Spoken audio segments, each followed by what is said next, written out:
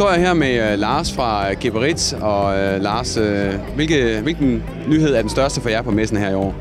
Ja, jeg vil sige, at en af vores store nyheder, nu har vi flere nyheder med, det er vores vasketoilet. Den sidste model i familien. Vi har jo egentlig en rimelig stor familie, lige fra en sædeløsning fra 5.000 kroner og op efter til de 35.000 i forbrugerpris. Og topmodellen her vil jeg demonstrere lige om et øjeblik, det er så det nyeste på stammen. Den kommer 1. september i handlen. Så lad os tage en demonstration af den. Og nu viser jeg lige, hvordan vi laver et udskyld på det. Vi ser, at den får det her tornadoskyld. Og nu er det svært lige at både høre her og se, men det er meget lydsvagt. Så der er ikke så meget støj på det.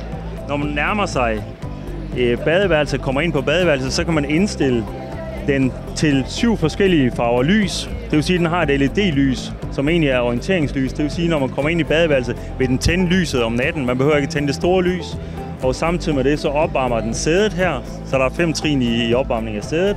Og den kører låget op. Nu er låget op på den her, men ellers så vil den hurtigt køre låget op. Det kunne jo være, at man skulle skynde sig. Jeg har en fjernbetjening her. Meget simpel fjernbetjening. Den har de basale funktioner på forsiden.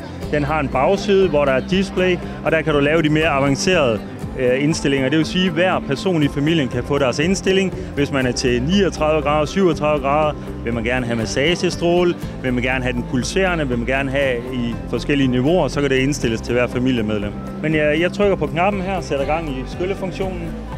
Det, der sker nu, det er, at vaskearmen herinde, den renser lige igennem indenfra, inden den kommer ud. Når den så kommer ud, så kommer den ud med 2 huller i dysen. Det her er det første vasketoilet eller bidettoilet i hele verden, der både har en varm veksler og en varmvandsbeholder. Det betyder, at der hele tiden er varmt vand på det. Samtidig vil der hele tiden være et højt tryk på det.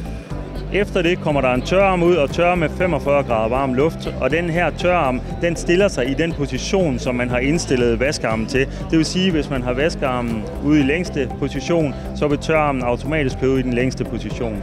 Installationen er meget simpel. Vores cisterner i en årrække tilbage har altid været forberedt til de her vasketoiletter med et tomrør. Så det, man skal huske her, det er et elstik, og altid anbefale en installatør at lave el i forbindelse med installationen af vores cisterner, også uanset om man vælger det her toilet nu eller i fremtiden.